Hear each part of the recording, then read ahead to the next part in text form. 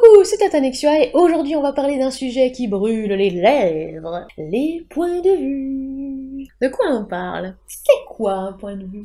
Ah, vous avez vu un petit logo, quoi, ne vous inquiétez pas, on en reparle très vite. Alors oui, vous allez me dire, oh là là, non, ça va être chiant, encore du français, etc. Oh, c'était nul, on parlait de ça. En plus, avec les narrateurs, personnages, là, on comprenait rien, les focales, Stop! Tatanexua va vous parler comme n'importe quel tata. Donc ce sera plus amusant et plus original qu'un cours. Je tue heal, interne, omniscient, 0. Ah, c'est parti!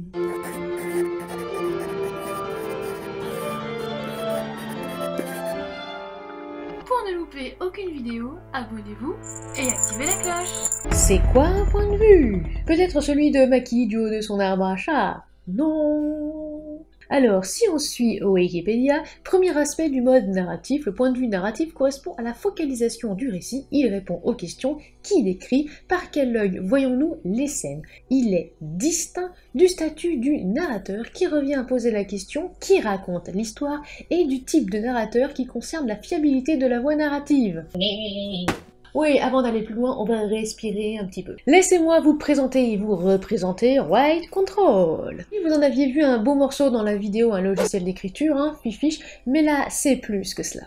Oui, parce que Write Control est le sponsor de cette vidéo. Merci énormément à eux pour cette collaboration. Alors vous allez me dire, qu'est-ce que ça vous apporte à vous? Qu'est-ce que c'est finalement Write Control? Eh bien déjà, pour ceux et celles qui préfèrent les versions courtes, vous allez cliquer justement sur mon lien d'affiliation, là, tout de suite, et vous bénéficierez d'un mois gratuit en vous inscrivant en compte premium. Et pour celles et ceux qui veulent effectivement la version longue, c'est parti. Ouais, ok, mais c'est quoi Write Control? Un site internet? Un compteur de mots pour le nano-wimo? Mieux que ça. Write Control est une plateforme d'écriture en ligne créée en 2016 par Maxime Dalluin, si je le prononce bien, sorry, pour répondre aux besoins de sa compagne, Manon, jeune autrice. Il y en a eu du chemin.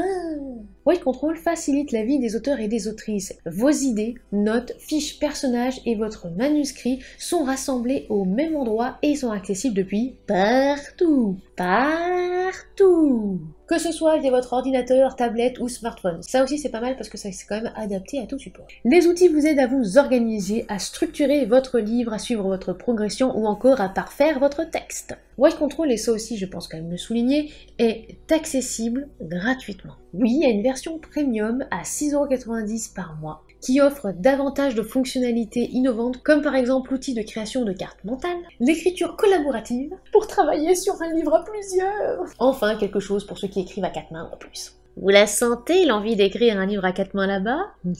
Le correcteur orthographique pour éviter que Tatanexua vous mette des mots sur le paresse.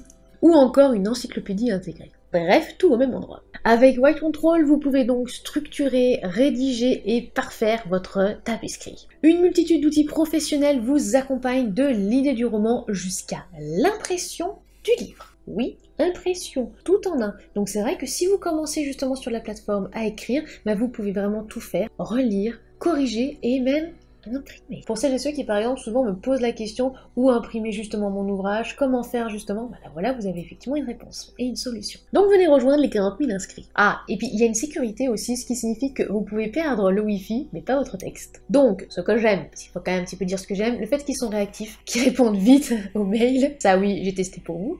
Ensuite, il y a de quoi bien s'organiser et vraiment structurer. Vraiment la structure, il y en a beaucoup qui me posent la question, qui n'arrivent pas justement à structurer, allez justement essayer Write Control. Donc petit cadeau pour vous, de la part effectivement de ce sponsor. Ah oui, vous pouvez ne pas me croire sur parole pour l'utilité de Write Control et de ses outils.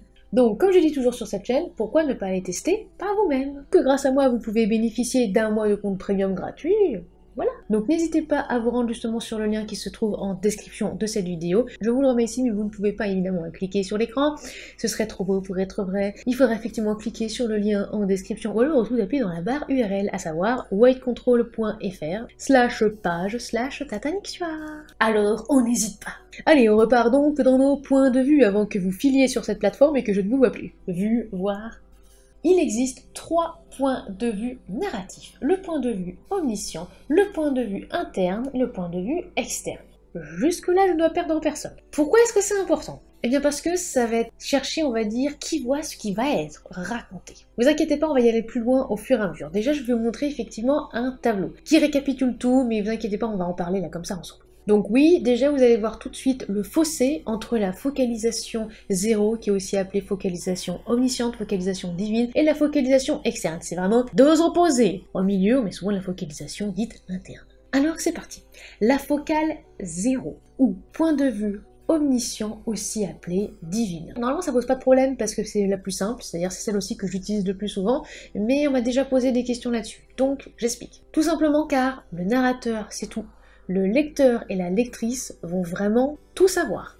Tout simplement parce que dans un point de vue omniscient, on va connaître le passé, les pensées du personnage, les faits, les gestes, les émotions, absolument tout. C'est vraiment de l'omniscience. Pour vous donner des exemples qui sont souvent effectivement peut-être plus parlants, commençons par l'extrait de l'Oranie d'HDC. Un vampire au teint grisâtre et aux yeux cernés lui avait coupé la parole. Thomas lui lança un regard courroucé, frustré d'être ainsi interrompu. Les iris dorés du chef de clan n'impressionnèrent guère celui qui répondait au nom d'Arcadius, l'un des plus anciens du clan, qui avait combattu à ses côtés durant la première guerre interespèces. Ses cheveux noirs ondulaient jusqu'à ses épaules massives.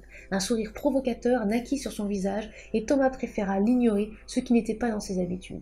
Il était cependant sage de ne pas sous-estimer celui qui était sorti vainqueur des nombreuses batailles menées. Face écoutait, attendant patiemment son tour. Thomas reprit ses explications. Face a pu témoigner à 2 reprises d'actes impardonnables commis par le chef de meute et ses sbires, notamment la capture de vampires juvéniles qu'il a dopés de sang de Lycan. Le silence qui suivit les dernières paroles de Thomas faisait froid dans le dos. Il s'était imaginé bien des choses, certainement pas cette folie. Tous étaient conscients de la gravité du crime commis par John Lovelace. Même Arcadius avait perdu son sourire taquin.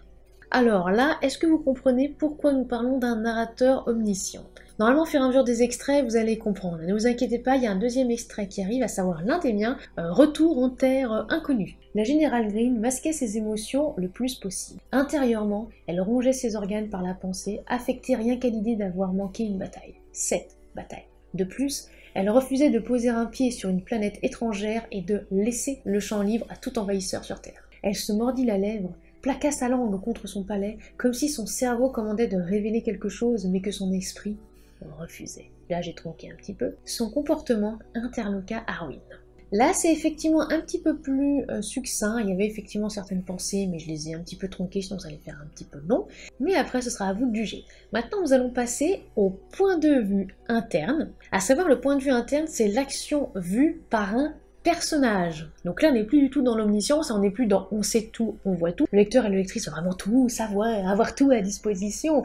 Non, là, ça va être vu à travers un personnage. Et même si le récit est à la 3e personne, ça peut aussi le faire, la scène est perçue vraiment par un personnage. Ce qui signifie que le narrateur va limiter les informations au niveau de ce personnage. Si par exemple on sera à travers X, et ben on aura plein d'informations de X, mais pas de Y, sauf si on est dans un roman choral, on en reparlera effectivement, et qu'on passe d'un personnage à l'autre, par exemple d'un chapitre à l'autre. Mais encore une fois, ce sera d'un chapitre à l'autre, ce sera pas dans le même. Sinon, eh ben là, orientez-vous justement vers un omniscient, si vous appréciez ça. En gros, on sera au niveau de ce personnage, dans ce qu'il comprend et connaît. Le personnage va exprimer ses sentiments, ses réflexions, en passant par le discours indirect libre. Le point de vue interne peut être aussi écrit à la 1re personne.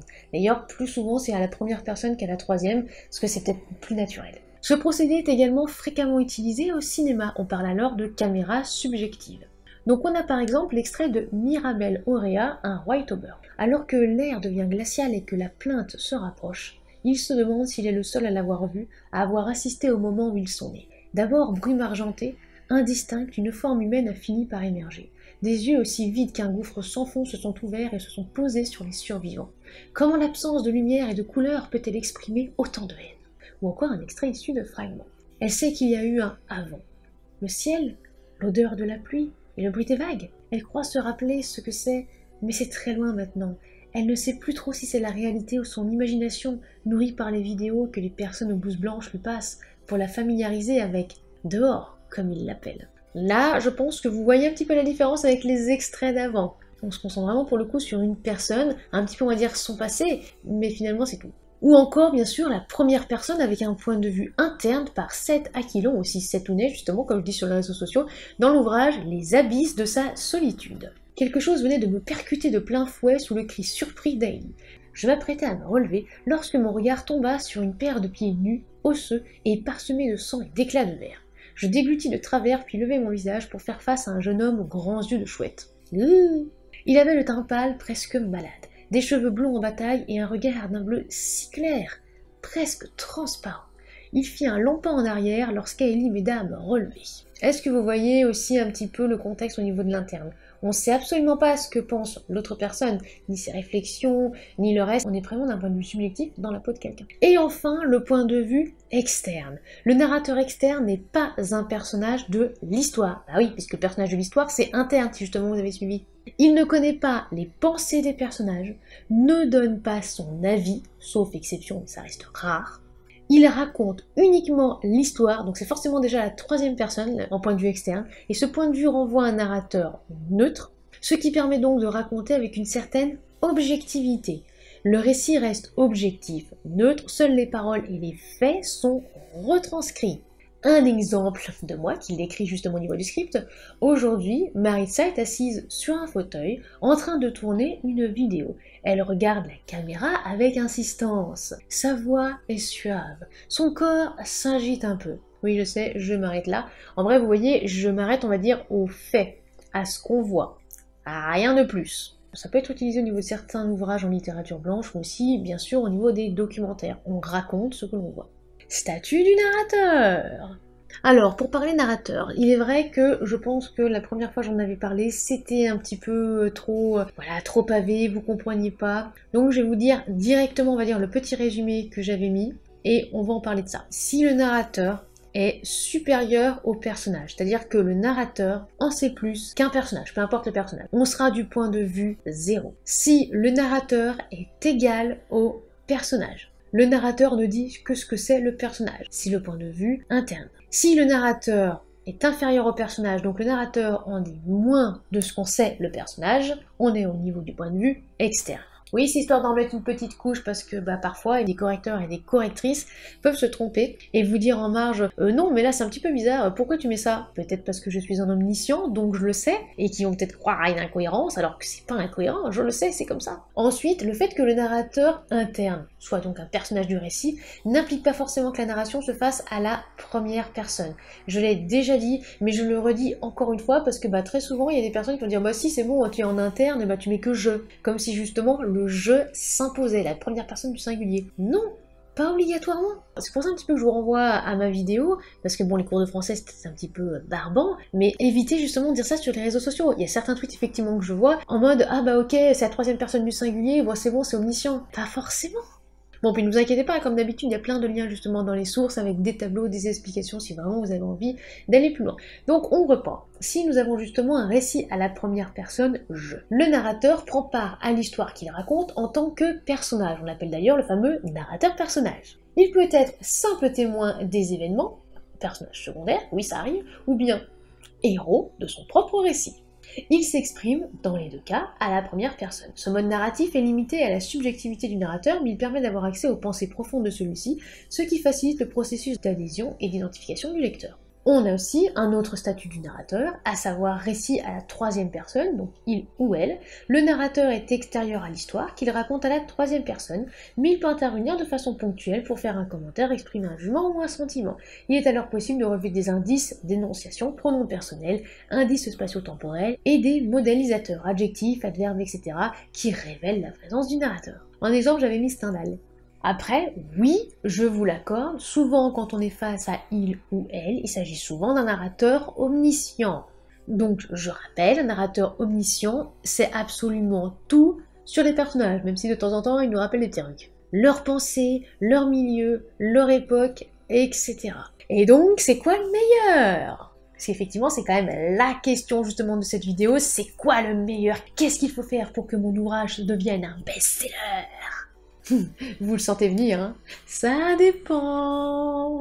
Il y a des avantages, des inconvénients pour tout et comme tout, évidemment. Alors, prenons par exemple le cas du point de vue omniscient. Le lecteur ou la lectrice est moins libre parce qu'on lui impose une vision. On va lui imposer par exemple les pensées de tous les personnages. Donc il y a un personnage auquel on n'est absolument pas attaché, on va lui dire ouais, j'en ai rien à faire, vas-y on passe à l'autre là. Enfin, quand je dis tout, c'est effectivement des fois plus que un ou deux. Alors il se peut, dans un point de vue omniscient, il y aura peut-être 15 personnages et finalement on n'aura accès aux pensées que de 3-4. Mais dans un même temps, au niveau du point de vue omniscient, on peut expliquer les intrigues et le passé, on va dire, des personnages, pour ne prendre vraiment que cet exemple, et ce, de façon très facile, en fait. Ça va vraiment être très facile au niveau d'un point de vue omniscient, puisqu'on sait tout, puisqu'on peut effectivement tout dire, on a accès à tout, on peut passer, on va dire, d'une scène à l'autre, d'un groupe à l'autre, etc. On peut revenir, par exemple, à un moment du passé, s'introduire dans la psychologie des personnages, pour développer un univers. Personnellement, moi j'adore ce mode. Alors après, il faut réussir à le manier, à savoir ne pas en faire trop, ne pas trop restreindre les informations non plus.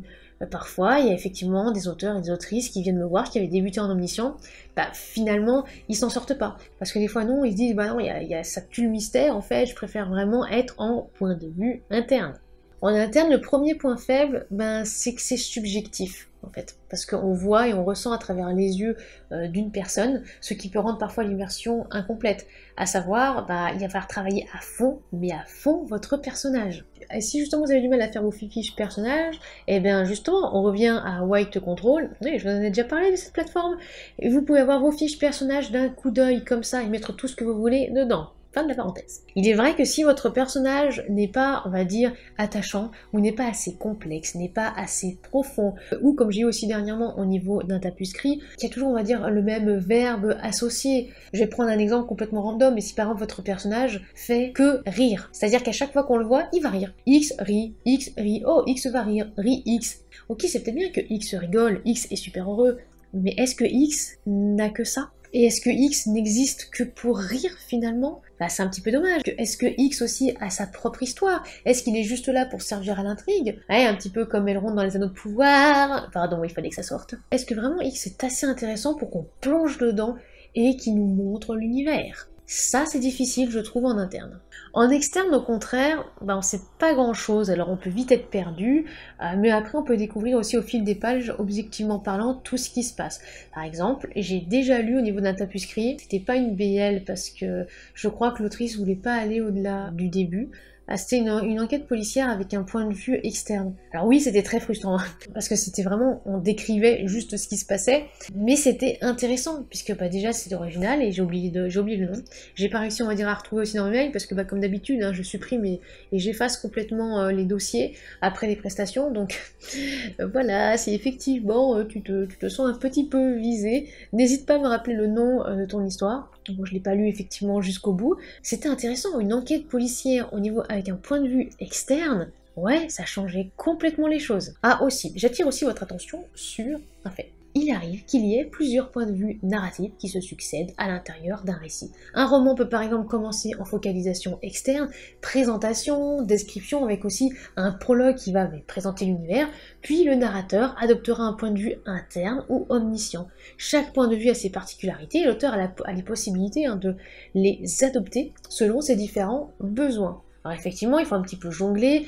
Je le recommande pas forcément aux auteurs et autrices débutants et débutantes, sauf si vraiment il y a du bagage derrière et que ouais, ça va, vous avez un petit peu d'entraînement et vous savez maîtriser. Et le pronom utilisé. Alors oui, il existe des romans écrits à la deuxième personne du singulier. Le site à propos d'écriture au passage recense pas mal, Wiki en dresse même une liste non exhaustive. Ça peut surprendre, mais ça peut plaire ou non. Pourquoi pas, je suis vraiment mais absolument pas fermée justement au récit à la deuxième personne. Je vous présente par exemple un extrait d'Evana, écrit par Justine C.M., qui sortira dans les maisons d'édition Le Labyrinthe de Théia, à savoir le début est avec le tu. Tu n'étais pas en mesure d'admirer ou entendre toutes ces singularités avec exactitude et dans leur entièreté. Enfermé entre quatre murs rongés par l'obscurité, tu découvrais ce monde seulement par les paroles de celui qui t'avait insufflé la vie.